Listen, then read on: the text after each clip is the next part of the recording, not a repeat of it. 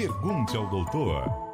Oferecimento Monte Sinai, desde 2007, nível máximo de acreditação pela ONA e pioneiro também em selo de qualidade internacional. Seibin Sinai, porque o nosso cuidado é diferente. 30310500. Vila Verde Saúde Mental, unidade hospitalar com qualidade certificada pela ONA. 10h37. O dia 26 de junho foi marcado pelo Dia Mundial de Combate às Drogas, né? É um dia que, exatamente como eu disse, que marca essa celebração, mas que deve ser debatido a qualquer momento. E o mês de junho é um mês que trata, né, esse tema de uma maneira mais ampla. Exatamente sobre esse assunto vamos conversar com o Dr. Glauco Araújo, médico psiquiatra, a quem eu agradeço a gentileza em falar conosco nessa manhã de segunda-feira. Dr. Glauco, bom dia. Oi, Ricardo, bom dia, como vai você? Bom dia a todos os ouvintes da CBN, um prazer imenso estar aí com todos vocês novamente. Da mesma forma, Dr. Glauco. Doutor Glauco, por que muitas vezes as pessoas querem lidar com as emoções através do álcool ou das drogas? Essa é uma boa pergunta, né, Ricardo? Vamos tentar resumir isso assim, de uma forma assim, mais objetiva, né? Na verdade, Ricardo, há inúmeras situações na vida da gente em que qualquer coisa que possa aliviar o sentimento sem ter que necessariamente lidar com ele diretamente, se torna uma solução aparentemente mais fácil e prazerosa para as pessoas. E aí, o entorpecente que altera a percepção da realidade, o pensamento, faz o usuário esquecer momentaneamente das frustrações, dos problemas, das responsabilidades e compromissos. Alguns podem se libertar das inseguranças e ansiedades que tanto machucam aqueles que não conseguem lidar com as emoções. As drogas e o álcool, portanto, elas oferecem uma saída rápida, porém perigosa, para as pessoas nessas situações. E, somadas ao desconhecimento de suas consequências, podem agir de forma, na verdade, contrária e agravar o problema. Na verdade, esses são apenas alguns dos exemplos que motivam as pessoas a buscar e experimentar drogas e substâncias em geral. Mais do que nunca, a educação, a informação e o autoconhecimento são as ferramentas fundamentais para a prevenção do uso de álcool e outras drogas de uma forma em geral. Agora, doutor Glauco, segundo a Associação Brasileira de Estudos do Álcool e Outras Drogas, o uso de álcool aumentou durante a pandemia. Até que ponto esse aumento é preocupante e como saber se esse consumo ele está excessivo? Ricardo, esse é um grande problema, né? Houve realmente um aumento expressivo, né? E com consequências certamente duradouras, né? Durante o momento inédito em que o isolamento é imposto como forma de prevenção do Covid, né? As pessoas passaram a trazer para dentro de casa hábitos que tinham na rua, como, por exemplo, de beber socialmente. Somos ainda possíveis dificuldades econômicas e muita ansiedade e principalmente incerteza sobre o futuro.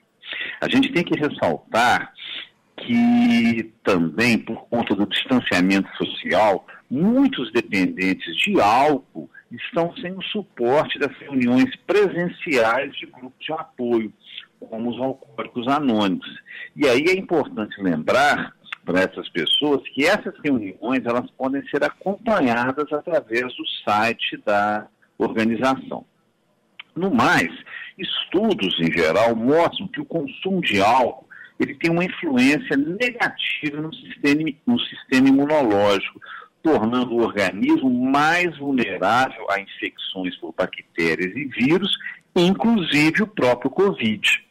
Além disso, o álcool colabora para a ocorrência de depressão, ansiedade, violência doméstica, que passou a ser um assunto cada vez mais prevalente nesse momento atual, que isso tudo tem sido mais frequente, né, durante o confinamento imposto pela crise atual. E aí, dessa forma, vários estudos comprovam que depois de um evento traumático como esse, há um aumento de dependentes de álcool na população. As pessoas podem estar consumindo mais álcool agora para lidar com o estresse da situação, mas isso claramente pode seguir como uma dependência após a pandemia. Precisamos considerar, no nosso caso, a falta de regulamentação na venda de álcool hoje no Brasil, porque nós vamos pagar essa conta lá na frente, com certeza. E, para variar, no Brasil, a gente vai na contramão, com vários artistas fazendo lives patrocinadas por fabricantes de cervejas e com descontos em aplicativos para sua aquisição, etc, etc. E aí, como é que a gente vai saber, Ricardo, complementando a sua pergunta, como saber se o consumo está se tornando excessivo? Com pontos rápidos e principais. Se o indivíduo está adquirindo tolerância, o que significa que precisa de quantidades cada vez maiores de álcool para obter os efeitos de embriaguez, sintomas de abstinência, o que significa sentir desconforto quando se tenta parar de beber, perda de controle sobre a quantidade de álcool consumida, necessidade ou desejo de cortar ou reduzir o consumo de álcool, passar uma quantidade crescente do dia pensando, comprando, consumindo ou se recuperando do álcool, negligenciar tarefas sociais, profissionais ou recreativas, continuar a beber, apesar de já reconhecer ter problemas físicos e psicológicos provenientes do álcool. E, além disso, a dependência do álcool também pode causar sintomas físicos, como, por exemplo, distúrbios do sono, tremores, desmaios, comprometimento de memória, etc. O Dr. Glauco está falando sobre o álcool, né, que é uma droga lícita. Agora, o outro lado são as drogas ilícitas, né? Que pessoas dependentes dessas drogas também podem sofrer durante esse período de isolamento. E se essa situação ela pode ser prejudicial para o aumento de uso de drogas? Sem dúvida nenhuma, Ricardo. A gente está falando de álcool, que é uma droga lícita. Nós vamos falar de fármacos, de psicofármacos, de medicações, que também são medicações lícitas, mas tem as drogas ilícitas, né? E aí o que tem acontecido? Com muitos usuários de drogas lidando com problemas de saúde mental, aí especificamente quem usa droga ilícita, cocaína, crack, maconha, outro tipo de substância, né? Essas pessoas, habitualmente, elas podem lidar mais ainda nesse momento de Covid, com problemas de saúde mental, como depressão, ansiedade. O isolamento do coronavírus apresenta-se para a gente como um desafio sem precedentes, né? Com o avanço das medidas de isolamento para tentar conter o novo vírus, alguns usuários de drogas ilegais passaram, olha que coisa curiosa, a estocar sua substância preferida para evitar desabastecimento no período que tem dificuldade de deixar suas casas. Mas as consequências, elas podem ser devastadoras, uma vez que essas pessoas podem passar a adotar hábitos mais arriscados, como o uso de drogas com as quais eles não tenham familiaridade, e abstinência, que pode ser perigosa se não for acompanhada. Se uma determinada droga não estiver disponível, provavelmente o usuário vai substituí-la por outro, álcool, inalantes, benzodiazepínicos ou qualquer outra coisa, né? O outro problema que pode acontecer com a escassez de uma determinada substância é que a pureza dessa droga deve cair, e a ela são adicionados outros materiais que podem comprometer mais ainda a saúde e a vida dos usuários. Pode haver também uma alteração dos métodos de consumo de drogas, passando o dependente a utilizar, por exemplo, drogas injetáveis, ou mesmo fazer combinações letais de substâncias, com a possibilidade, inclusive, de overdose. O consumo misto de maconha e álcool já teve um significante aumento em todo o mundo nas últimas semanas, já que são substâncias muito mais fáceis de serem encontradas. Mais ou menos 30% das pessoas pesquisadas, e aí você pensa, Ricardo, 1 em cada 3, admitem que seu humor foi alterado de forma profunda ou moderada durante essa crise. E nós temos que ter em mente que o consumo dessas substâncias pode ser, em muitos casos, uma resposta individual de busca, de alívio, de superação dessa situação de estresse decorrente do confinamento social.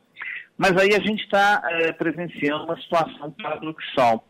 Indivíduos sob estresse que recorrem ao uso de substâncias e o resultado disso acaba sendo um estresse maior, que por sua vez leva a maiores situações de conflito e maior estresse, né? Há um círculo vicioso que se forma aí, né? Então, em nível global, existe um consenso praticamente generalizado entre as associações profissionais, organizações e sociedades científicas, de que os esforços devem ser redobrados nesse momento de pandemia, no desenvolvimento de campanhas de prevenção, de conscientização, de assistência nos casos de dependência. Em situações extremas como essa, na verdade, é preciso que a gente aprenda a lidar com o sofrimento em vez de usar substâncias como válvula de escape. Muito bem. Uma última pergunta, doutor Glauco. O rede pública, né, ou rede privada, como que os dependentes de álcool e drogas devem se esforçar para manter o tratamento e a importância da família, né, durante esse período? Perfeito. Olha só, especificamente em Juiz de Fora, Ricardo, a rede pública oferece tratamento para pessoas com problemas relacionados a abuso de álcool e outras drogas, desde a rede básica de saúde, nas UBSs, né, onde as equipes multiprofissionais estão treinadas e qualificadas para correta identificação da condição mórbida do paciente, né? E, dependendo do caso, fazer o seu referenciamento para níveis mais complexos de assistência, como o CAPS-2 e mesmo o CAPS-3. É importante lembrar que o SUS, a Secretaria Municipal de Saúde, tem um CAPS específico para álcool e drogas que funciona na rua Silva Jardim, né? E a gente ainda tem leitos de retaguarda no Hospital Geral, além do serviço de urgências psiquiátricas do pronto-socorro. Por outro lado, o AA, né, os Alcoólicos Anônimos, continuam prestando serviço por plataforma virtual. Em relação à rede privada, o serviço de referência, aliás, o único da região, é o Vila Verde Saúde Mental, né, que conta com um PA psiquiátrico de 24 horas, internação integral e atendimento de regime em hospital dia.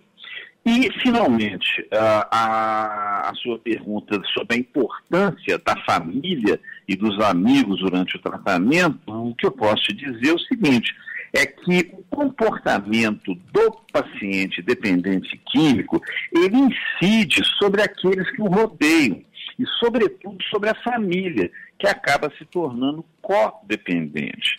Portanto, Ricardo, a participação da família no processo de recuperação da dependência química é fundamental e contribui de forma significativa em todo o processo de tratamento e, consequente, na melhora do quadro.